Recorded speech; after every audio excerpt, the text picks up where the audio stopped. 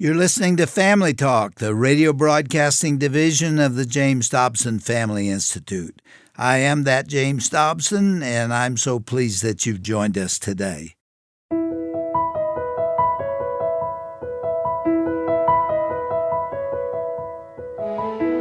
Marriage is designed to be a lifelong partnership built on love, commitment, and mutual support.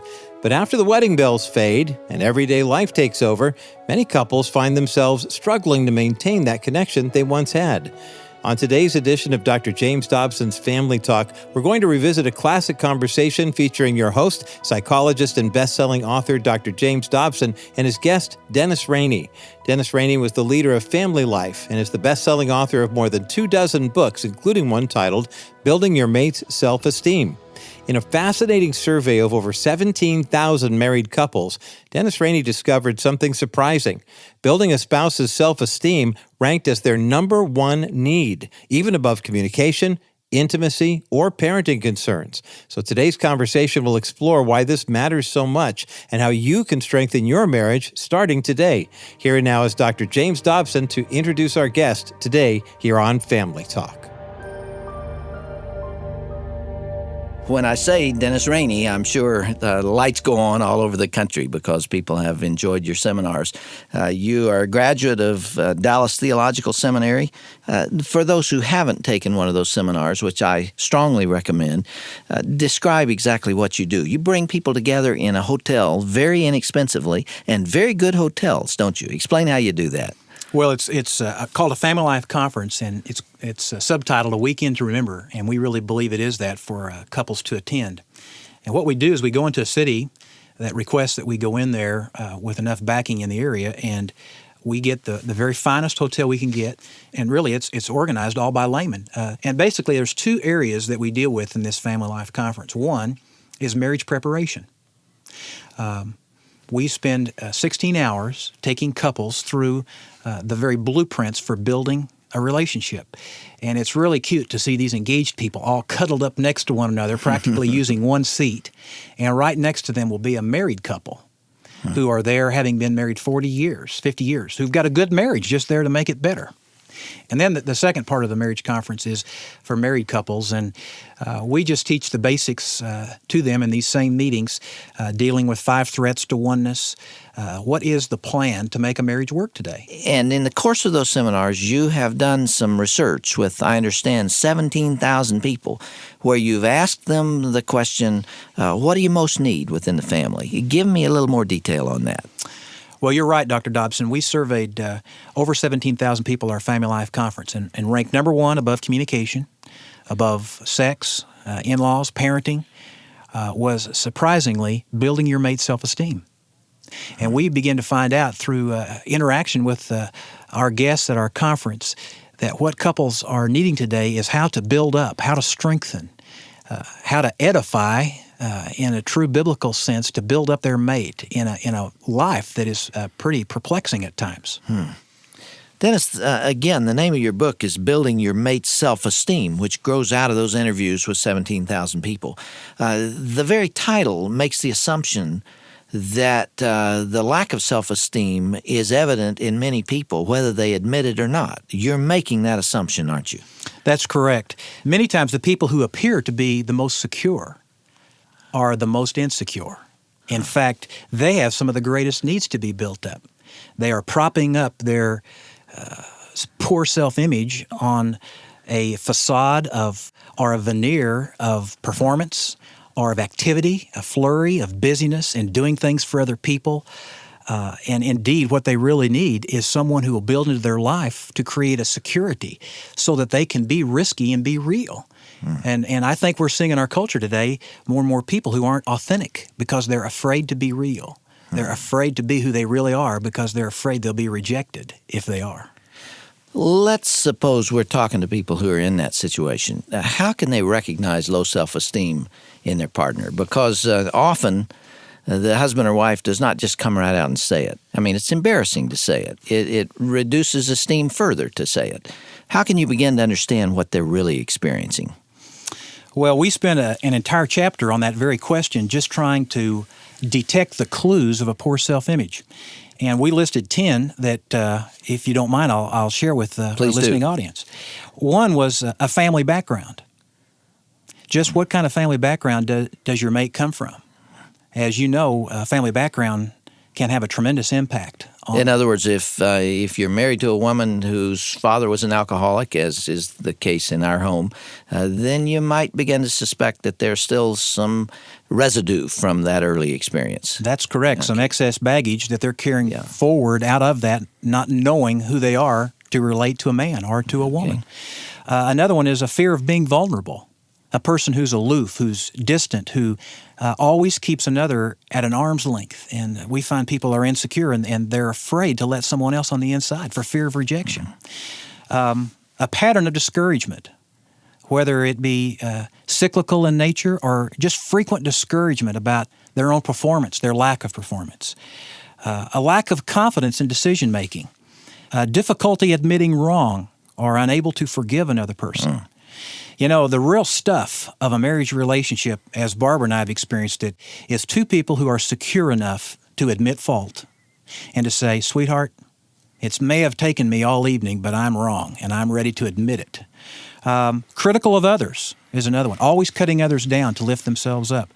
A perfectionist, someone who always has to have everything perfectly ordered and in a row. That's a tip-off. That is. Self-depreciation, always cutting themselves down. Or another kind of person that is a clue, and the last clue is escaping from the real issues of life. People who go to drugs, alcohol, pornography, other ways to escape from reality, to live in a fantasy world where they do not have to come to grips with who they really are and their responsibility before God. That list could almost be endless, couldn't it? It really I could. think of the extremely volatile person, the one who explodes, who is on edge, and it takes nothing to get this emotional explosion. There's usually a reason for that. There's some frustration down there. Or the clown, the kind of person that's got to make everything into a joke. Every conversation turns into something frivolous. Or the person who spends money absolutely irresponsibly. Why does she feel like she has to have every new dress that comes out and all the fashions? It's to support a weakness inside. Someone said, we don't build fortresses around strengths. You build them around weaknesses. So when you begin to see fortresses go up, around which you can conceal an introverted personality or a number of these things that we're talking about, then you begin to look for feelings of low self-esteem. You're really right. Most of us dress and act like we've got it all together, don't we? Yeah. But we really don't. We all have our Achilles heels, the chinks and the dents in our armor where we feel inadequate. And that's why we attempted to answer some of these questions by writing this book, because everyone acts like they have life perfectly wired together and are living it at the utmost, but they aren't. None of us do. Dennis, there have been a number of books written, including one of mine, which dealt with low self-esteem in women and the importance of men to remember the romantic side of marriage and to care for their wives and love them and to reserve time for that romantic relationship, and how self-esteem in women is often a product of that relationship.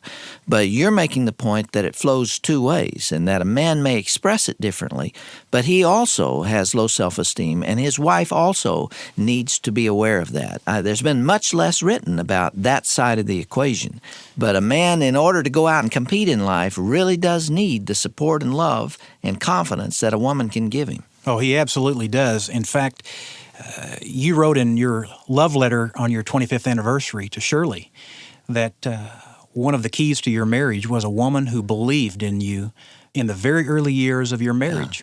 And I think one of the great lies about marriage today is that we are being tempted to be independent, when indeed we need to be more transparent. We need to express more need of one another than ever before. And the exciting thing about the Christian marriage, with Jesus Christ at the center of it and as Lord over all, is two people who are giving to one another, sharing, and not waiting for the other person to give to them. But indeed, a husband giving to his wife, including her in on his life, making her a part of the decisions. A woman who's giving, believing, encouraging, exhorting, and standing alongside her husband even when he falls flat on his face and fails. I said in one of my books that self-esteem was like a vitamin. A vitamin is a substance that the body needs that it cannot generate for itself. You have to take it in from the outside. And self-esteem, especially for vulnerable people, must come from other people and from their relationship with God. In other words, it has to be brought in from the outside. There is simply not enough evidence. There's not enough security to generate that acceptance of oneself from our own resources. So we really do need each other. Dr. Paul Brand has written several books, and as you know, he's the head of a leprosarium in Louisiana. Tells of a story of how he was a London flight surgeon during World War II. Peter Foster was a Royal Air Force pilot during that time, and these Royal Air Force pilots were among Britain's finest young men. They were the most handsome, cream of the crop, the brightest, healthiest, most confident and dedicated of all of Britain's young men. And when they walked the streets in their decorated uniforms, people just stood in awe of these people. Yeah, that's the group Winston Churchill said, never have so many owed so much to so few, or something like that. I believe that's He was correct. referring to them. However, during the bombing of London, these bombers, German bombers, would come into London, and some evenings, 250 in a wave would come in, 5-6 waves an evening. And what the Royal Air Force did was they sent up two small fighters, that one was the Hurricane, the other the Spitfire, to fight these huge German bombers. And Foster flew one of these, and it was said that they looked like mosquitoes pestering these huge German bombers. But the Hurricane, even though it was more agile and effective, had one design flaw. The single propeller engine was mounted in the front, and the engine had to have the fuel lines go by the cockpit. And so in a direct hit, the cockpit literally would turn into an inferno of flames in a second and an instant before that pilot could be ejected, having been hit by the enemy. Well, many of these RAF heroes many times would undergo a series of surgeries, 10, 20, 30 times, to begin to reconstruct what was virtually a scar on their face. Many of them were burned beyond recognition. And although the plastic surgeon worked miracles, sometimes they weren't able to reconstruct that face. Peter Foster was one of those downed pilots, and his face was burned beyond recognition. And he was one of those groups who watched his friends leave the hospital to go out and to be rejected in the community. And he watched man after man leave. And some of those men didn't even leave the hospital. They stayed in there fearing the rejection of people who had once applauded them. But Peter Foster was in another group of people who experienced the love and acceptance of a family, and in his case, a girlfriend. She assured him that nothing had changed except a few millimeters thickness of skin. And 2 years later, they were married just before he left the hospital. Brand writes of the story of this couple, "She became my mirror," Peter said of his wife. "She gave me a new image of myself. Even now, regardless of how I feel, when I look at her, she gives me a warm, loving smile that tells me I am okay." Boy, isn't that neat? Let's put it in the feminine to the masculine first and then reverse it. How can a woman begin to meet the needs of her husband? He leaves in the morning at 6:30, and he's gone for 10 hours, and he comes home pretty tired. And the last thing he wants to talk about is his work when he gets home. In fact, he may not want to talk about anything. How can she get into his world? How can she start to build his esteem and let him know that she believes in him? Well, that's a great question, because Barbara and I struggled over that question as we wrote the book, wanting to put the cookies on the lower shelf where everybody lives. And what we attempted to do was really, around principle, list 10 building blocks of how you could build into your mate's self-esteem.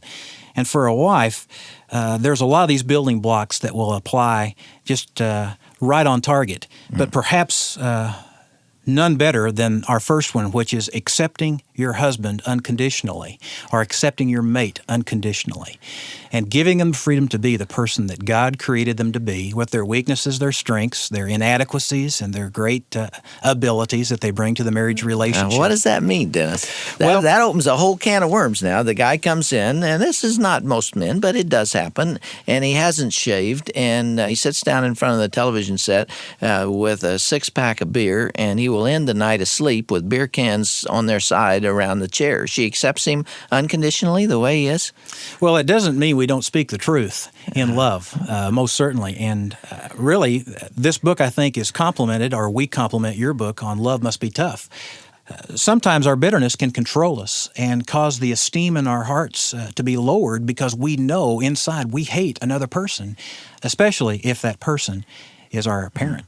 You have 8 more of those approaches there. Time won't permit us to go into great detail. Just give us 3 or 4 of them very quickly to give the flavor of what you deal with in this book, Building Your Mate's Self-Esteem.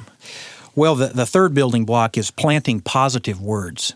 And I wish we had time to talk about this because we talk about how words have the power to germinate in another person's life powerfully to create belief and expectation. You and I have within our own mouths the power to either crucify or lacerate or contaminate another person and their own opinion of themselves, or we have the power within our mouth to build them up. Mark Twain said, "I can live for 2 months on a good compliment." James, in his writings in the Bible, said that the tongue is like the rudder on a ship. The entire ship is turned by that tiny little rudder, and the tongue can set a whole forest on fire. It has incredible power, positively and negatively. It does, and we draw an analogy in this entire chapter that words are seeds, and what you plant is what you're going to grow. Give me another 1 or 2, and then we'll talk about the support flowing in the opposite direction. Okay. Our fourth building block is constructing in difficult times. There's a lot of studies out that show that marriages end in separation or divorce where there is a traumatic experience, the death of a child, the birth of a deformed child, something along that nature. People don't handle storms well. We don't tend to hold up in the storm and cling together. We tend to turn on each other and fight one another rather than cling to one another for hope for the future. In the interest of time, let's go on to the other half of the coin there and talk about how a man can build the self-esteem of his wife. Well, I think that... Or is your list here universal? Obviously, many of those things apply to both sexes. I really think the list is universal and would apply to both. This next one, building block number 5, is giving your mate the freedom to fail. I think really, as I think about it, Dr. Dobson relates more to wives encouraging their husbands than husbands to wives at this point. I don't think a wife out there realizes how fragile a man's ego really is. Do you? No, I don't think men even admit that. They don't. And because of that, they need a wife who is able to let her husband fail, to look at his failure objectively and to come alongside him and hug him in the midst of that traumatic experience and encourage him throughout that. We talk about failure being a tutor to lead us to the truth about ourselves. Because frankly, some of my most important things I've learned about myself have been through my failures. Wouldn't that be true of you? I don't have any failures. Well, I've got too many to enumerate. And Shirley has been so generous to me in that regard. As kind of a way to wrap up this discussion of building the self-esteem of your mate, would you agree, Dennis, that you can't do that? It is absolutely impossible to contribute to the self-esteem of your marital partner if you don't spend any time together. Or if during all of the time that you are together, you're too worn out to reach out to one another. That overcommitment and fatigue and time pressure and all those things of the pace of living that we've talked about many times assassinate that effort to elevate and edify one another. You're exactly right, Dr. Dobson. In fact, there's a great illustration that comes from the Double Eagle II. I don't know if you ever heard about that balloon crossing of the Atlantic. But these men failed their first try in the Atlantic off the coast of Nova Scotia. But on their second attempt, they rode an invisible corridor all the way across the Atlantic until they were just off the coast of Ireland, and the ice began to form on their balloon. They were caught in a cloud, and they began to sink, and their gondola moved beyond 20,000 feet, 15,000, 10,000, and then they started throwing over canned goods, food, a hang glider that they were going to land at the strip that Lindbergh had landed in 50 years prior, video cameras, and finally at about 4,000 feet, they radioed their location and threw over the radio. Well, at 3,000 feet, they broke into the sunlight and through the cloud, and the ice just came off in sheets. And the balloon soared. They crossed the coast of Ireland, across the English Channel, moved on into France, and landed in a cornfield just a few miles from where Lindbergh had landed in his transatlantic flight years before.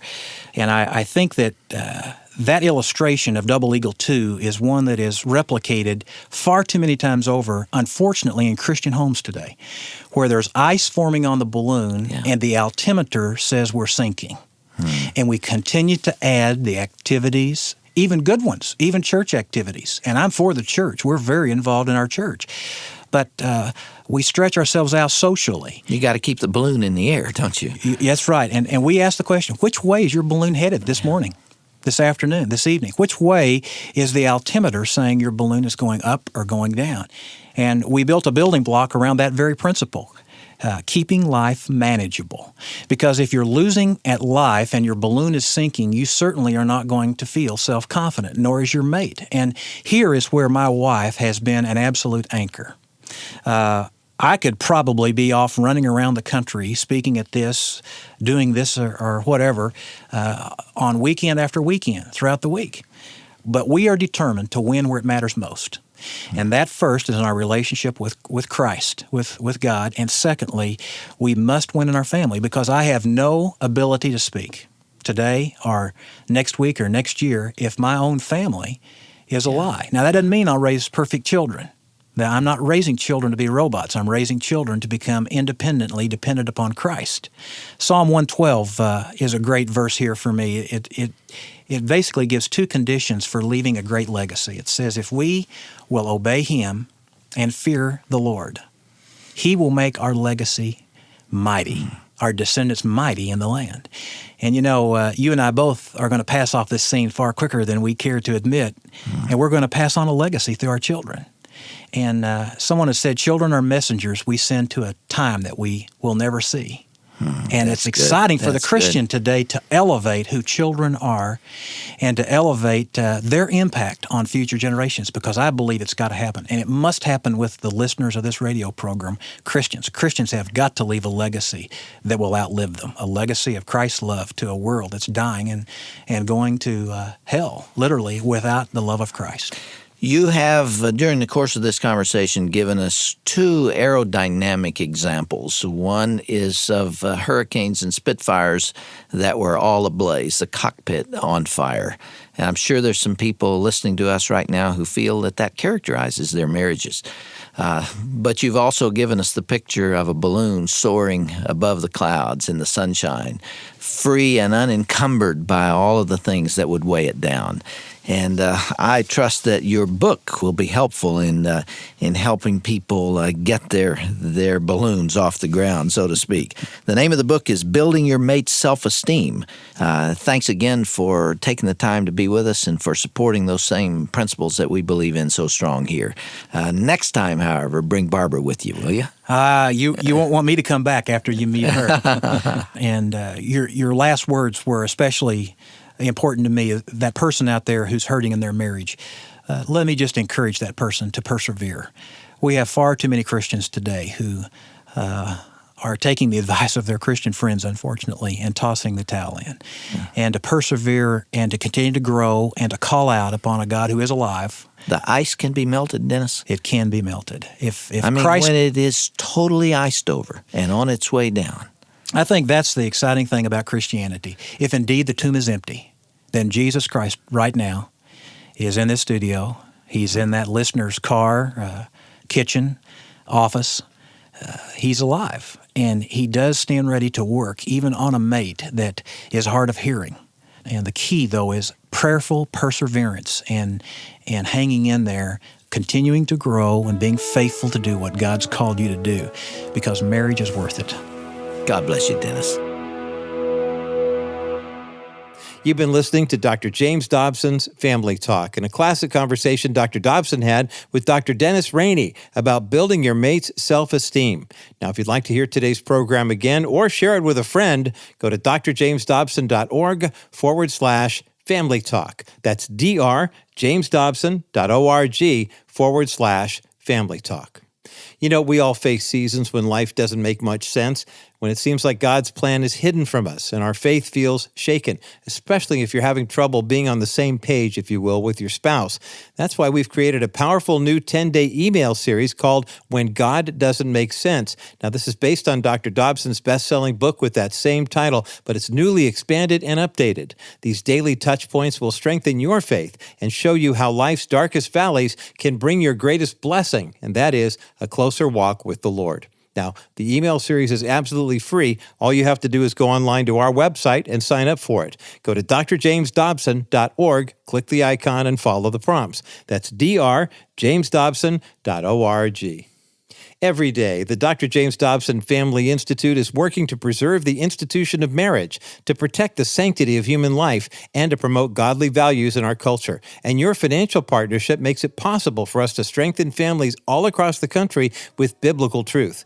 To make a secure donation, go online to drjamesdobson.org. That's drjamesdobson.org. You're also welcome to call a member of our constituent care team and make your tax-deductible donation over the phone. That number is 877-732-6825.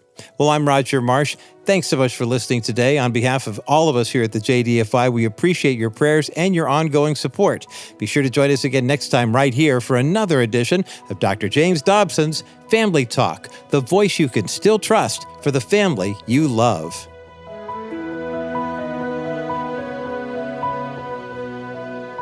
This has been a presentation of the Dr. James Dobson Family Institute.